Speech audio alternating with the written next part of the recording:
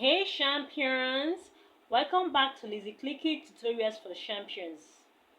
If you are new here, welcome to the family. What are you waiting for? Why haven't you subscribed to this channel?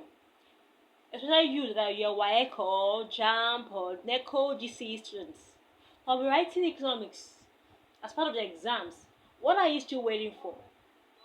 Don't waste any time.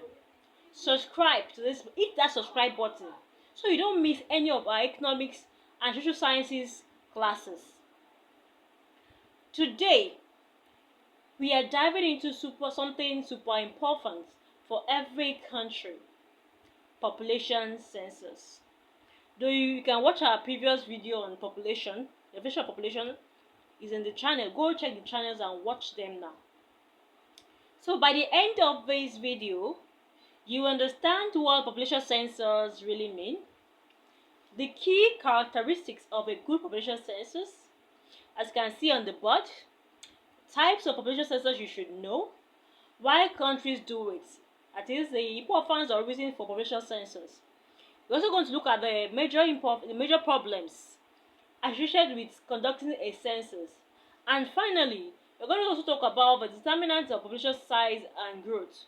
So if you are a student preparing for GCE, WAEC, NECO or JAMB, or you just want to understand how government plans for schools, hospitals and jobs, this video is for you.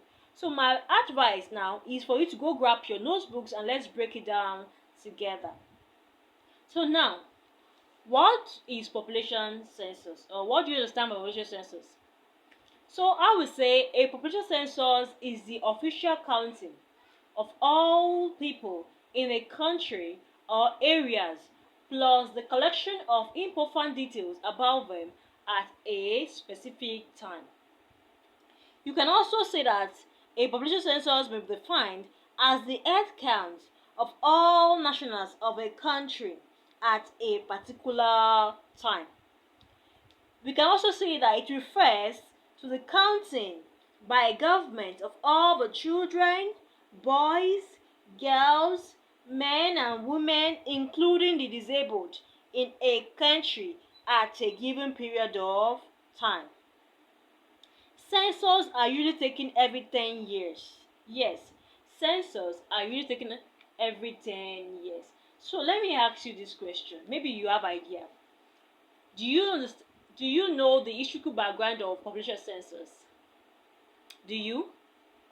Okay, for those who don't know, Nigeria's journey with population census started way back in 1911 under British rule. They did a few more in the colonial days in 1921, 31 and 52/53. That is 1990, 1921, 1931 and 1952/53. After independence, things got a bit rocky. The 1962 census was super controversial, so they did another one in 1963. Then came 1973, and that one was disputed and cancelled too. Fast forward to 1991. Yes, they did a census that everyone accepted. So 1991 census, population census was accepted. The most recent one was in 2006, and Nigerian population was around, I think, that is 140 million, if not mistaken. Plans for 2023 census were announced. So the 2023 census in Nigeria was unfortunately aborted, that is cancelled, and there has been controversy surrounding the 129.5 billion disbursed for the exercise. The National Population Commission (NPC) has been asked to account for the funds, with allegation of mismanagement and lack of transparency. The census was initially planned to be Nigeria's first digital census using electronic form and personal digital assistant devices to capture data. The exercise aimed to provide updated socio-economic. So I think that is the summary of the historical background of population census. Moving forward, let's look at the characteristics of a good population census. The first one is that It must be conducted by government of the state or country where the census is taking place. Definitely. Yes, it must be conducted by the government of a state or country where the census is taking place. If you don't understand, you can go back to this video and watch it for better understanding. Watch it and watch it to get the better understanding of what population census is all about and everything that entails in this content. Do you understand? Good. The second one we can also talk about the characteristics of good population census is that it must be conducted at the same time. Yes, it must be conducted at the same time. This means that imagine count people in Lagos at 12 a.m. on a given day and doing the same in Kano, Abuja and everywhere else in Nigeria at that same time. That's what we mean by it must be conducted at the same time throughout the country. The next one also says that it must involve regular counting at specific intervals of time. It must involve regular counting at specific intervals of time, e.g. Nigeria's population taken in 1953. I told you that census are taken usually every 10 years. 1953, 1963, 1973, and so on and so forth at intervals of 10 years. The next one also says that it must review the population of a country at a specific period of time. Example, Nigeria's population census as of 1973. It must review the population of a country at a specific period of time. Also, it must involve the physical counting of people rather than by proxy. You cannot just assume that someone who is not in Nigeria or maybe is abroad, you've counted them as part of the population in Nigeria. That person is not in Nigeria presently.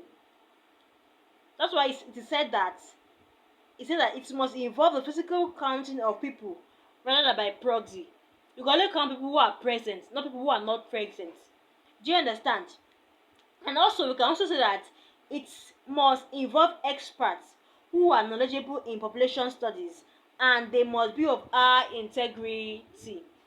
Those who are very good at population census, like all these statisticians, all these demographers, and so on. Those who are experts in this field, I get me, and those who are transparent, I get me.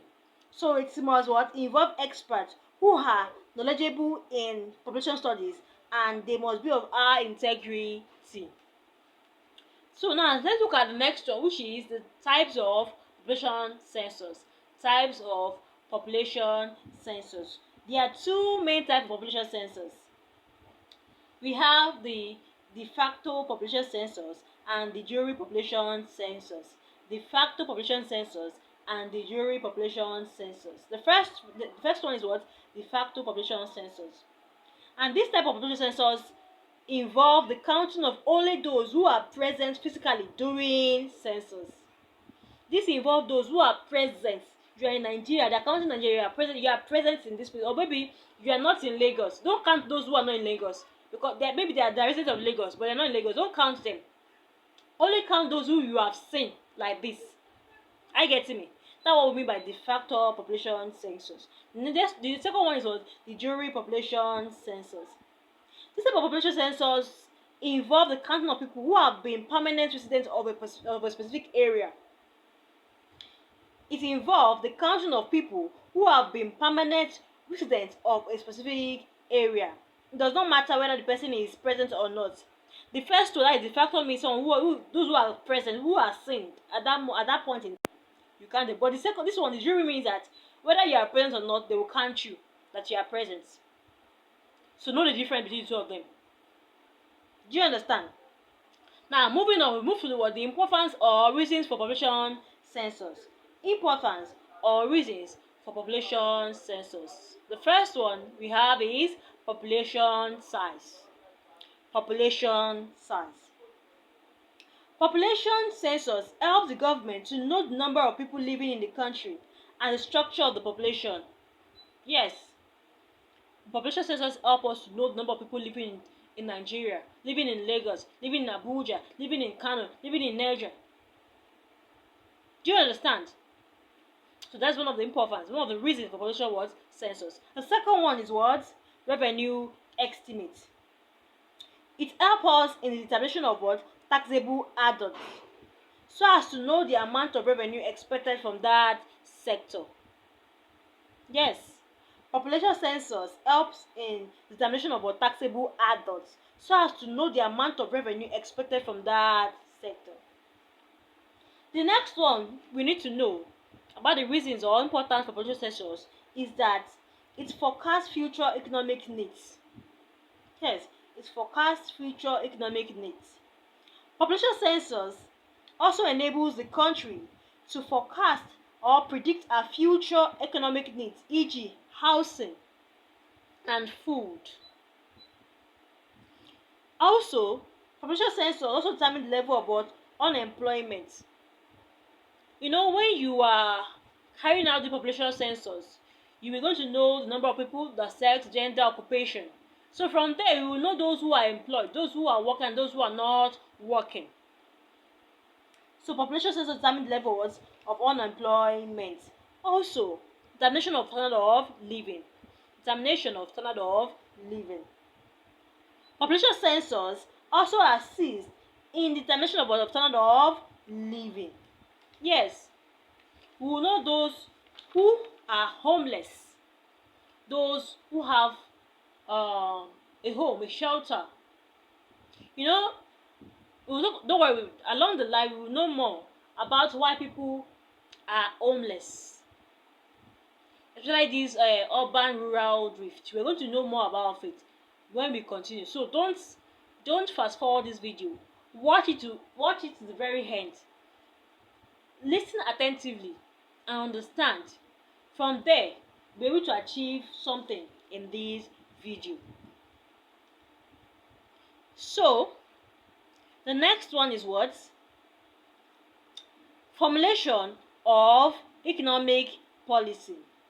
So now I said that population census help us to determine standard of living. We will know those who are jobless, we will know those who are living well through their what? Per capita income. Through their per capita income. Also, we're going to look at the formulation of economic policy. The number of people in a country is used to formulate economic policies. For example, revenue formula is at times based on what? Population figures. With population census, you'll be able to formulate the economic policy. The next one is number of immigrants. Number of immigrants. Number of immigrants in a country can be known or estimated based on population.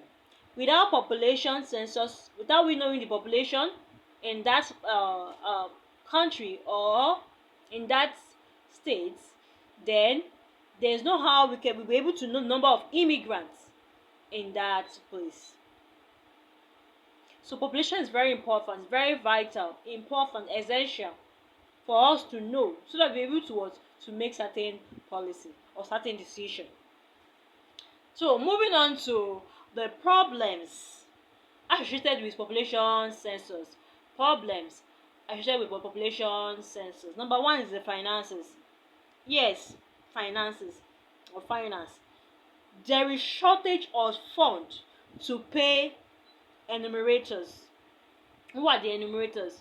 Those who go from house to house to count number of males, females, women, men, old and young. Those are the what? Enumerators.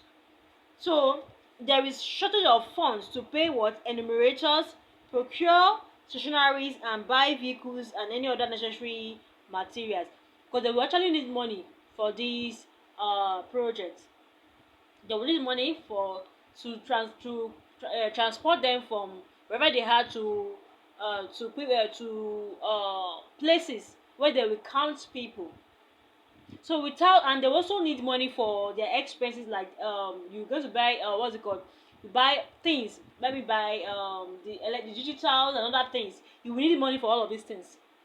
If there's no money, then there will be a problem. There will be a problem that will hinder what? Population census.